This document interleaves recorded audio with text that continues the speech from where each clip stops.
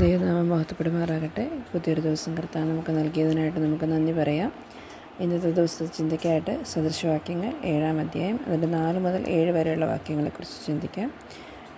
ജ്ഞാനത്തോടെ നീ എൻ്റെ സഹോദരി എന്ന് പറയുക, വിവേകത്തിന് സഖി എന്ന് പേർ വിളിക്കാം. അവ നിന്നെ പരസ്ത്രീയുടെ കയ്യിൽ നിന്നും ചക്രവാക്ക് പറയുന്ന അന്യസ്ത്രീയുടെ വശത്തു നിന്നും കാക്കും. ഞാൻ എൻ്റെ വീട്ടിൻ്റെ കിളിവാതിൽക്കൽ അഴിയിൽ കൂടി നോക്കിക്കൊണ്ടിരിക്കുമ്പോൾ ഭോഷന്മാരുടെ ഇടയിൽ ഒരുത്തനെ കണ്ടു.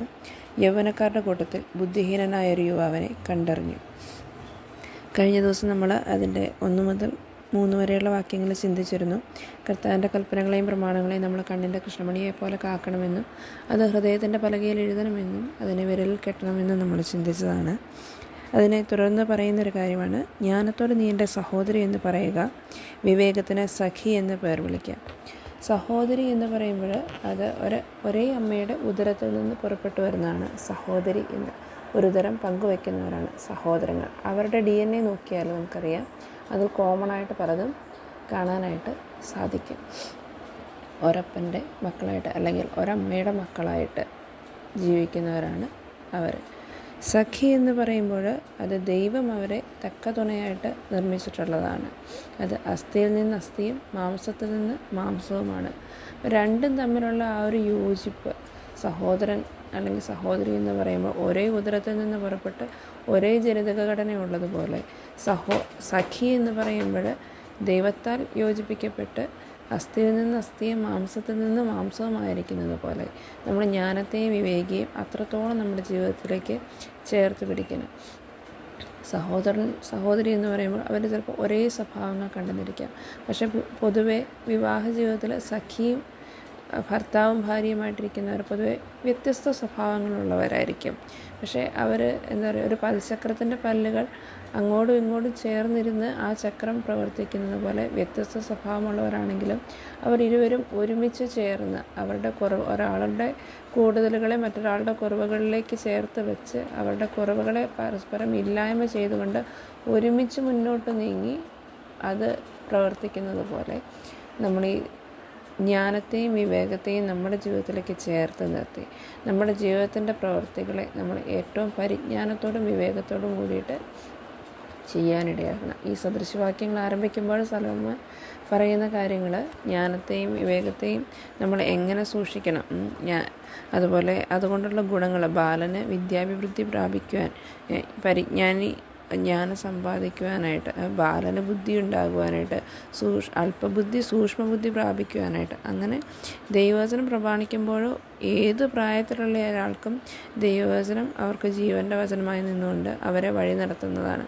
അപ്പോൾ നമ്മൾക്ക് ദൈവം നൽകിയിരിക്കുന്ന ഈ കൽപ്പനകളും പ്രമാണങ്ങളും അത് നമ്മൾ കാത്തു സൂക്ഷിക്കേണ്ടത് ഒരു ഉദരത്തിൽ നിന്ന് സഹോദരൻ അല്ലെങ്കിൽ സഹോദരി ഒരേ ഉദരത്തിൽ നിന്ന് പുറപ്പെട്ടവരെ പോലെ, അതുപോലെ തക്ക തുണയായിട്ട് അസ്ഥിയിൽ നിന്ന് അസ്ഥിയും മാംസത്തിൽ നിന്ന് മാംസവും ചേർന്നിരിക്കുന്നത് പോലെ, അതേപോലെ ദൈവത്തിൻ്റെ വചനങ്ങളെ നമ്മളോട് ചേർത്ത് നിർത്തി സൂക്ഷിക്കുമ്പോൾ നമ്മുടെ ജീവിതത്തിൽ അതിന് തക്കതായ ഫലം, കർത്താവ് ആഗ്രഹിക്കുന്ന ഒരു ഫലം നമ്മളിൽ നിന്ന് പുറപ്പെട്ടു വരും. അങ്ങനെ നമ്മൾ സൂക്ഷിക്കുമ്പോൾ അതിൻ്റെ ഉപകാരമാണ് അതിൻ്റെ താഴെ പറയുന്നത്. അങ്ങനെ നമ്മൾ ചെയ്യുമ്പോൾ നമ്മൾക്ക് എവിടെ നിന്നൊക്കെ രക്ഷപ്പെട്ടു പോരാനായിട്ട് സാധിക്കും. നമ്മുടെ മുന്നിലുള്ള ചതിക്കുഴികൾ എന്തൊക്കെയാണെന്ന് ദൈവവചനം പല സാഹചര്യങ്ങളിലൂടെ പല ഉദാഹരണങ്ങളിലൂടെ നമുക്ക് വ്യക്തമാക്കി തരുന്നുണ്ട്. അവ നിന്നെ പരസ്ത്രീയുടെ കയ്യിൽ നിന്നും ചക്രവാക്ക് പറയുന്ന അന്യസ്ത്രീയുടെ വശത്തു നിന്നും കാക്കും. നമ്മുടെ മുന്നിൽ വരുന്നത് സാത്താൻ എപ്പോഴും കൊമ്പും കോലും വെച്ചിട്ട് വരുന്ന ഒരാളല്ല. കടിച്ചു കീറാൻ വരുന്ന ചെന്നായെ പോലെ സിംഹത്തെ പോലെ അല്ല വരുന്നത്. പലപ്പോഴും പരസ്ത്രീയായിട്ട്, അതായത് നമ്മളെ പ്രലോഭിപ്പിക്കുന്ന അല്ലെങ്കിൽ നമ്മളെ വശീകരിക്കുന്ന ചക്രവാക്ക് പറയുന്ന അങ്ങനത്തെ ഒരു രീതിയിലാണ് നമ്മളിലേക്ക് പ്രലോഭനങ്ങളെ കൊണ്ടുവരുന്നത്. അവയിൽ നിന്ന് നമ്മൾ പെട്ടെന്ന് അതിലേക്ക് വീണു പോകാനുള്ള സാധ്യതയുള്ളത് കൊണ്ടാണ് അവയിൽ നിന്ന് നമ്മളെ പരിപാലിക്കുവാനായിട്ട്, വിട്ടുപോകാതെ നമ്മളെ പരിപാലിക്കുവാനായിട്ട് ഈ വചനങ്ങൾ നമ്മെ സഹായിക്കും. അതിൻ്റെ 6-ാം വാക്യത്തിൽ, ഞാൻ എൻ്റെ വീട്ടിൻ്റെ കിളിവാതിൽ അഴിക്കിടയിൽ കൂടി നോക്കിക്കൊണ്ടിരിക്കുമ്പോൾ ഭോഷന്മാരുടെ ഇടയിൽ ഒരുത്തനെ കണ്ടു. യൗവനക്കാരുടെ കൂട്ടത്തിൽ ബുദ്ധിഹീനനായൊരു യുവാവിനെ കണ്ടറിഞ്ഞു. നമ്മൾ പലതും കാഴ്ചയാൽ നമുക്ക് എന്താ പറയുക, പലതും കണ്ടറിഞ്ഞ് പഠിക്കേണ്ടതായിട്ടുള്ള കാര്യങ്ങളുണ്ട്. നമ്മൾ തെറ്റ് ചെയ്ത് അതിൽ നിന്നുണ്ടായ കൈപ്പേറിയ അനുഭവം കൊണ്ടല്ല പലതും നമ്മൾ ജീവിതത്തിൽ പഠിക്കേണ്ടത്. നമ്മുടെ മുന്നിലുള്ള പല ജീവിതങ്ങളിലേക്ക് നോക്കിയിട്ട് അവരുടെ ജീവിതത്തിലുണ്ടായ പാളിച്ചകൾ, അവരേത് തെറ്റിപ്പോയി, എങ്ങനെ അവരിലേക്ക് എങ്ങനെ ഒരു സാഹചര്യം ഉണ്ടായി എന്നുള്ള സാധ്യതകളെ കണ്ട് മനസ്സിലാക്കിയാൽ നമ്മൾക്ക് ആ തെറ്റിലേക്ക് അകപ്പെടാതെ നമ്മളത്തരത്തിലുള്ള സാഹചര്യങ്ങളിൽ വരുമ്പോൾ നമ്മൾക്ക് രക്ഷപ്പെട്ട് ദൈവവചനത്തിൽ ആശ്രയിച്ച് മാറി നിൽക്കാനായിട്ട് സാധിക്കും. നമുക്ക് ദാവീദിൻ്റെ ജീവിതത്തിലേക്ക് ചിന്തിച്ചാൽ അറിയാം.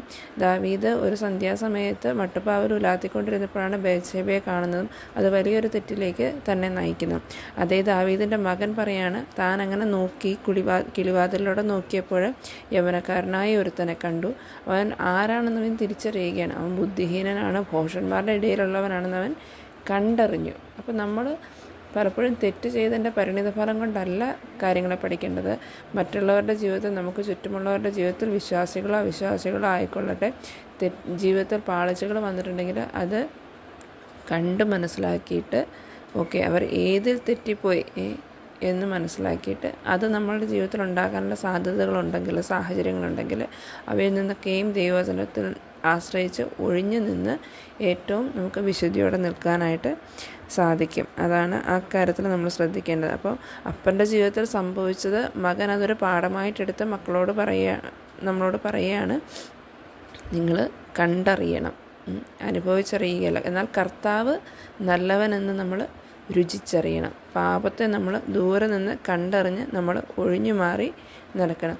ഈ മുന്നോട്ടുള്ള വാക്യങ്ങളിൽ നമ്മൾ നോക്കിയാലറിയാം എങ്ങനെയാണ് ഒരാളെ സ്വാധീനിച്ച് വശത്താക്കി അവനെ കൊണ്ട് വലിയൊരു തെറ്റ് ചെയ്യിക്കുന്നത് എന്ന്. അതിൻ്റെ അവസാനം പറയുന്നത് കരളിൽ അസ്ത്രം തറയ്ക്കുവോളം എന്നാണ്. അത്രത്തോളം ഒരാൾ പാപത്തിലേക്ക് വഴിപെട്ടു പോവുകയാണ്. അതിവൻ കണ്ടുകൊണ്ട് നിൽക്കുകയാണ്. അപ്പോൾ നമ്മുടെ ജീവിതത്തിൽ നമ്മളിപ്പോഴും കണ്ട് മനസ്സിലാക്കിയ കാര്യങ്ങളെ തെറ്റിൽ നിന്ന് ഒഴിവായി നിൽക്കാനായിട്ട് ശ്രമിക്കണം. അതിനു വേണ്ടിയിട്ടാണ് നമുക്ക് ദൈവവചനം, ജീവൻ്റെ വചനം ദൈവം സഹായിച്ച് നമുക്ക് സ്വന്തം ഭാഷയിൽ നമുക്ക് ലഭിച്ചിരിക്കുന്നത്. അപ്പോൾ നമുക്ക് ദൈവത്തിന് ഏറ്റവും നന്ദി പറയാം. നമുക്ക് ഇരുട്ടിൽ വെളിച്ചമായിട്ട് നമുക്ക് ദൈവത്തിൻ്റെ വചനത്തെ നമുക്ക് തന്നിരിക്കുന്നു. അതുകൊണ്ട് ഈ പകൽക്കാലം നമ്മളായിരിക്കുന്ന സ്ഥലങ്ങളുടെ സാഹചര്യങ്ങളിൽ നിന്നുകൊണ്ട് ഏറ്റവും വിശുദ്ധിയോടെ കർത്താവിൻ്റെ വചനങ്ങളെ പാലിച്ചുകൊണ്ട് ജീവിക്കാനായിട്ട് കർത്താവ് നമ്മളെ സഹായിക്കട്ടെ, ശക്തീകരിക്കട്ടെ. നമ്മുടെ പ്രാർത്ഥനകളെ കേൾക്കുന്ന ദൈവം നമ്മളോട് കൂടെ ഇരുന്ന് നമുക്ക് ആവശ്യമായ ജ്ഞാനവും ബുദ്ധിയും വിവേകവും നൽകിക്കൊണ്ട് പരിജ്ഞാനത്തോടെ കാര്യങ്ങളെ പ്രവർത്തിക്കാനുള്ള കൃപയെ പകർന്നുകൊണ്ട് പരിശുദ്ധാത്മാവിൻ്റെ ശക്തിയെ നൽകിക്കൊണ്ട് നമ്മളെ വഴി നടത്തട്ടെ. ഈ വചനങ്ങളെ ദൈവം നമ്മളെ അനുഗ്രഹിക്കുമാറാകട്ടെ.